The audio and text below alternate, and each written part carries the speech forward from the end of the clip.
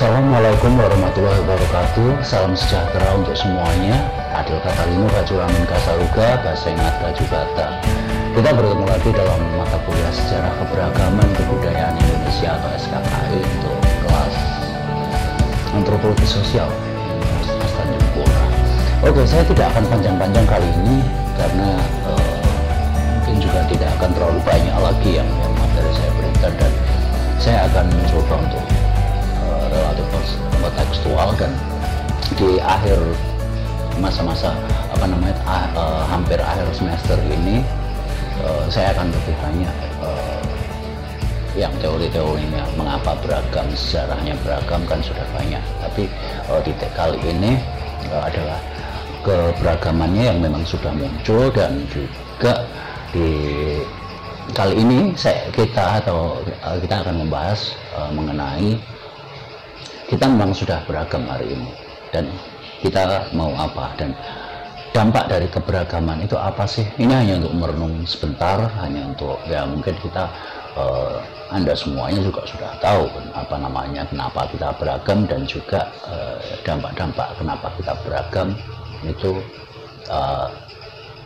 dapat kita renungkan. Ketika kita merenung sebentar saja, mungkin Anda sudah bisa menjelaskan banyak hal.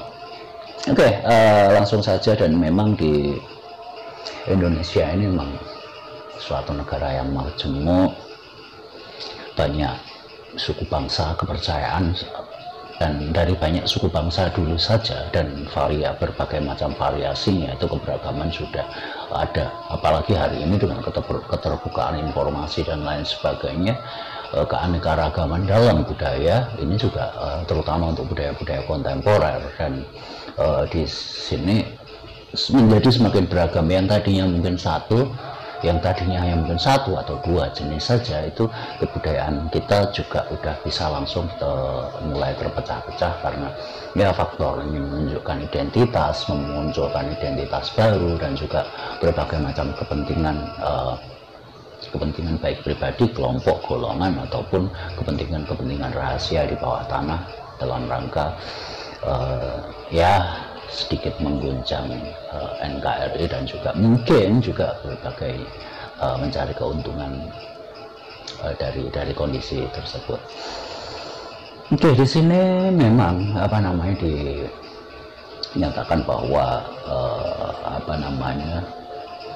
bahwa keanekaragaman budaya ini atau keberagaman ini memang memiliki dampak. Jadi ketika kita bilang dampak yang positif dan juga dampak yang negatif. Oke, kita cek dulu yang positifnya dulu, ada enggak ya. Oke, ini saya juga baru mendapatkan sumber, jujur saja saya menjadi teringat untuk menceritakan ini atau untuk mengungkapkan ulang apa yang baru saja saya baca dan apa saja yang baru saja saya temukan dari Tirto ID. Judulnya Anda bisa detailnya nanti bisa cari sendiri untuk teksnya, dan itu semua gampang untuk hari ini. Tinggal ngetik kata kuncinya, atau nanti linknya pun akan saya share di bagian deskripsinya. Oke, pertamanya adalah di sini dampak positifnya. Dampak positif ini mungkin di SMA Anda juga sudah belajar.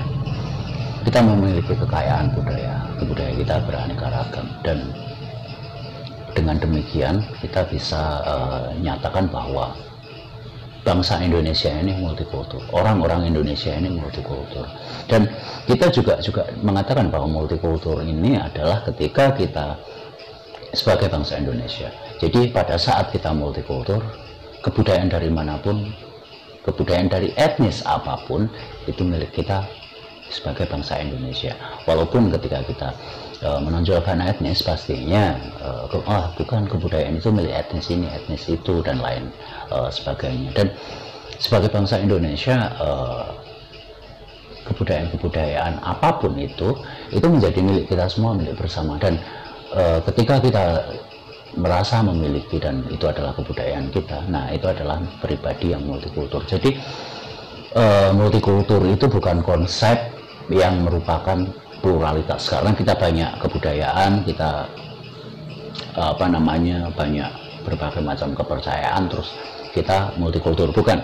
Kalau itu namanya pluralitas atau keberagaman. Nah, pluralitas itu belum tentu multikultur, karena pluralitas itu bukan juga pluralisme. Nah, sementara untuk yang namanya multikultur itu merupakan sebuah ideologi, sebuah keyakinan atau sebuah pandangan hidup atau sebuah paradigma bagi kita pribadi masing-masing sebagai bangsa Indonesia, sebagai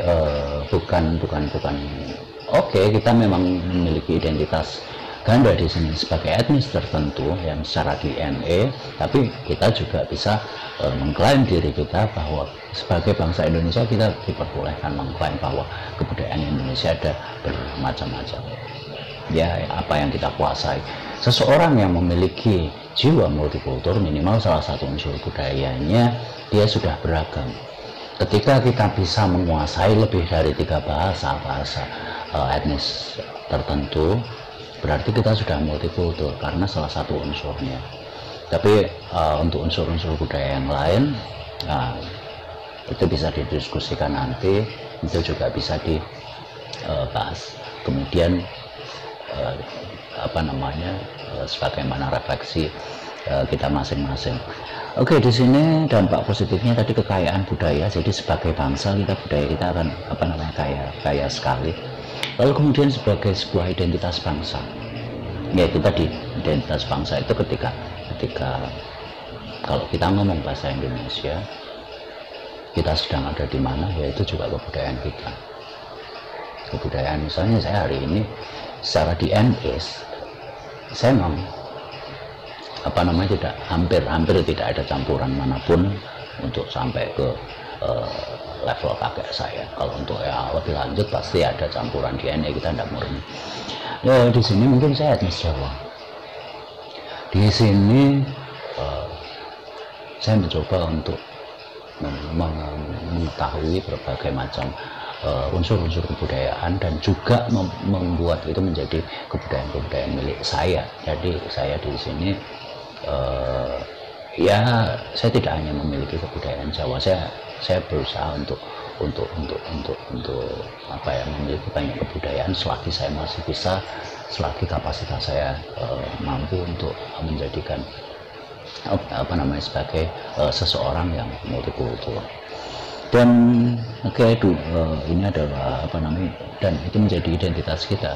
Ketika kamu orang Jawa, orang mana, orang apa. Nah, mungkin ketika di sini, ketika kita bertemu dengan beragam etnis, kita masih bisa mengatakan bahwa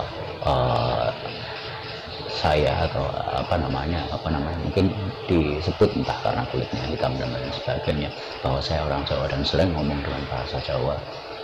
Ketika ada memang ada yang bisa bahasa Jawa, karena itu juga merupakan sebuah kerinduan di sebuah perantauan, dan saya sudah meninggalkan tanah Jawa lebih dari 13 tahun dan nampaknya tidak ada rencana untuk kembali dalam arti balik ke sana, dan juga tidak ada, karena semuanya sudah ada di sini dan mungkin akan lebih lama lagi di sini sampai akhir hayat saya mungkin. Dan tapi ketika saya bertemu dengan orang yang berasal dari bangsa lain yang bukan dari Indonesia, saya akan mengatakan bahwa Indonesia, mengapa demikian identitas Indonesia, karena seringkali banyak orang ketika bertemu dengan bule di luar negeri sana menanya kamu orang mana atau Anda dari mana? Dari Indonesia. Jauh enggak dengan Bali misalnya seperti itu. Nah, pasti mereka akan kita bingung kita pasti juga akan mengatakan bahwa Bali adalah bagian dari Indonesia. Bali adalah sebuah pulau kecil atau yang memang bagian dari. Nah, begitu pula ketika memang kita satu nation, satu kebangsaan dengan Bali, dan mereka jarang mengetahui identitas Indonesia itu justru kurang diketahui. Mereka tahunya ya secara politis administratif, memang orang-orang awam di luar negeri sana jarang yang mengetahui itu Indonesia. Mereka akan langsung menyebut sebuah kota atau sesuatu yang memang bagi mereka identitasnya sangat-sangat jelas. Dan di sini artinya identitas dari Bali tersebut itu memang sudah luar biasa dikenal, melebihi identitas sebagai bangsa Indonesia untuk di luar negeri sana. Kemudian dua hal tersebut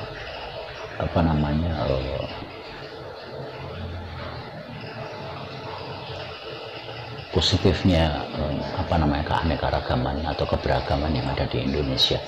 Namun demikian masih ada dampak keberagaman ini yang negatif ini, nampaknya agak lebih banyak dari ini dua juga. Jadi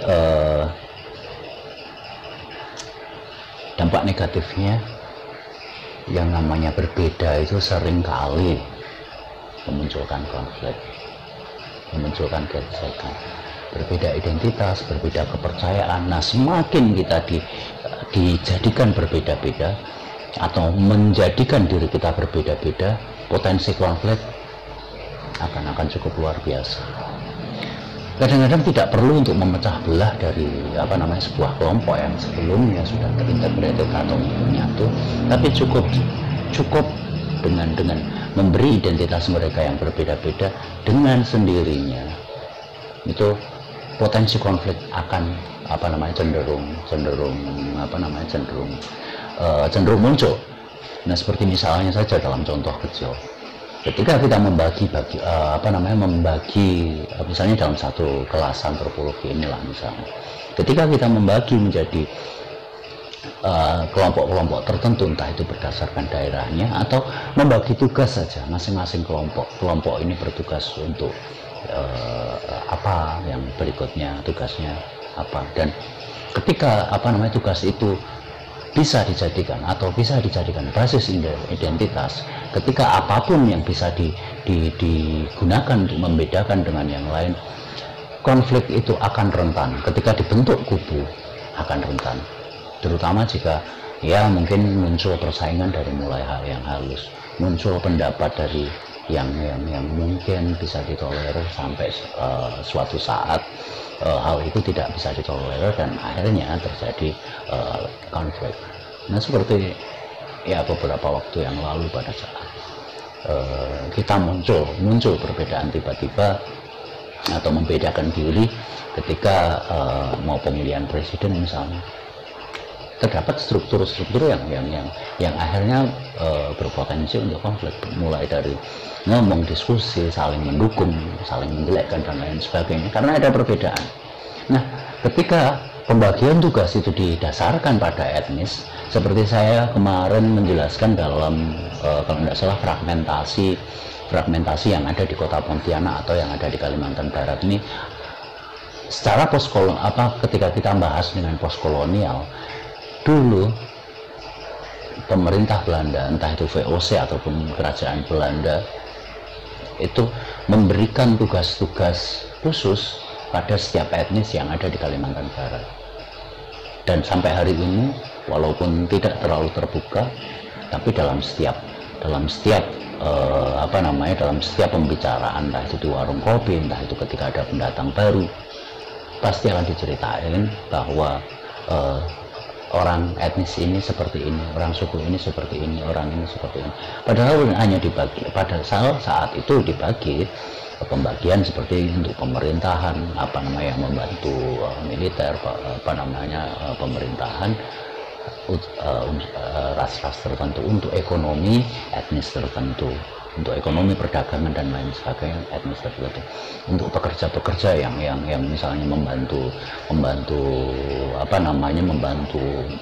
mengangkut atau di pedalaman mengeksploitasi sumber daya alam dan lain sebagainya yang akhirnya dibawa, itu juga etnis tertentu. Hingga pada suatu saat enak tidak enak, menguntungkan tidak menguntungkan, itu isu itu muncul dengan sendirinya, dan kita tidak dapat bersatu. tinggal kemudian dibentuk wacana seperti apa, kita terpecah belah. Dan sampai hari ini saya coba pertama kali saya datang ke sini pasti ada secara tidak sengaja perpecahan identifikasi atau pendapat. Hati-hati kalau di sini dengan etnis ini, etnis itu, etnis dan masing-masing nanti kita akan berbeda-beda. Itu ketika saya menjadi orang baru, dan itu mungkin diucapkan secara tidak sadar kepada orang-orang yang baru datang di sini. Dan kemudian beberapa tahun kemudian ada beberapa kawan yang dari Jawa sana datang ke sini. Mungkin sebulan 2 bulan belum mendengarkan itu, tapi ketika mulai masuk, mulai berinteraksi dengan kehidupan sehari-hari, ada saja yang hati-hati kalau kesini, hati-hati kalau kesini, nanti kena ini, nanti kena itu, nanti ya macam-macam, peringatan hati-hati. Nah, ini menjadi semacam viral. Kalau kebudayaan mungkin supraorganis. Jadinya dari masa kolonial sampai hari ini itu masih ada, walaupun pemerintah kolonial itu sudah tidak ada dan sudah tidak memikirkan itu, tapi hal itu masih tetap ditinggalkan sampai hari ini. Seperti misalnya orang tua atau mbah-mbah saya, waktu itu pun juga pengetahuan yang diperoleh dari hoax pemerintah kolonial zaman dulu. Hati-hati kalau ke Kalimantan, hati-hati ya kalau berangkat ke Kalimantan, di sana makan orang dan lain sebagainya. Nah, inilah yang pemicu kecurigaan, pemicu ketidakpercayaan sesama bangsa Indonesia, dan itu yang akhirnya menjadi potensi konflik. Dan kita tahu secara historis dalam waktu 20 tahun aja konflik antar etnis di sekitar kita seringkali meledak dengan pemicu-pemicu yang sebetulnya tidak esensial, tapi hal-hal yang sederhana permasalahan pribadi atau permasalahan kriminal diangkat menjadi permasalahan antar etnis, dan sehingga udah kemudian diprovokasi dan belum bisa. Kita udah mungkin kalau Anda silahkan cek konflik itu ada berapa di media. Kalau tidak salah 20 tahun terakhir, 30-20 tahun terakhir ini lebih lah dari 12 konflik yang cukup besar dan parah di Kalimantan Barat ini khususnya. Oke, nah itu dia dengan kita mempelajari antropologi, dengan kita memahami ini, dengan kita memahami sebuah perbedaan dan potensi konflik, potensi gesekan dari berbagai macam perbedaan ini, ya sebagai seorang yang belajar antropologi atau seorang yang ya kalau nanti syukur kalau Anda nanti bisa menjadi antropolog, akan membawa hal-hal yang membuat perbedaan itu menjadi lebih indah dan berwarna. Kalaupun tidak menjadi antropolog, Anda pernah belajar di antropologi, Anda pernah belajar kebudayaan dengan berbagai macam variasi dan perbedaannya. Oke, kemudian yang kedua tadi konflik, kemudian yang kedua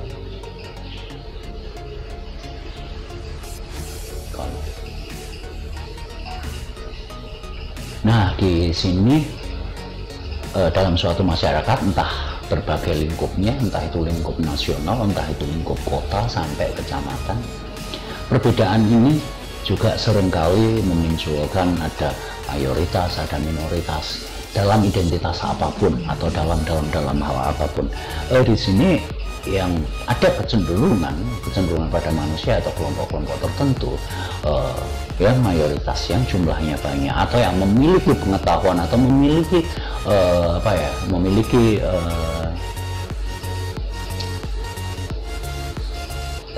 memiliki kekuatan, baik itu secara politis, secara sosial, dan dia memiliki kecenderungan untuk mendominasi. Nah, sehingga ketika suatu saat dominasi itu terlalu berlebihan, pasti akan muncul perlawanan, baik itu antar kelas, vertikal ataupun konflik horizontal. Nah, seperti itu. Pasti ketika dominasi itu terlalu relasi kuasa itu tidak seimbang, kemudian mereka yang memiliki kuasa itu membuat kelompok-kelompok lain merasa dirugikan, dan itu terakumulasi, ya tinggal menunggu waktu dan seperti bom waktu saja. Dan ya di sini makanya kesenjangan sosial, saling menghormati pastinya, saling toleransi, itu mau tidak mau, dan saling memahami sesuatu yang berbeda. Kita pahami, memiliki simpati, memiliki empati, hal itu yang bisa istilahnya membuat kita jauh lebih halus dan meminimalisir kecurigaan. Oke, saya cukupkan sekian dulu. Itu tadi dampak positif dan negatif dari keberagaman suku bangsa, baik dalam suku Kalimantan Barat ataupun suku Negara Kesatuan Republik Indonesia. Oke, saya cukupkan sekian. Assalamualaikum warahmatullahi wabarakatuh. Adil kata lino baju ramen kasih saruga, basengat baju kata, salam sejahtera, sampai jumpa lagi.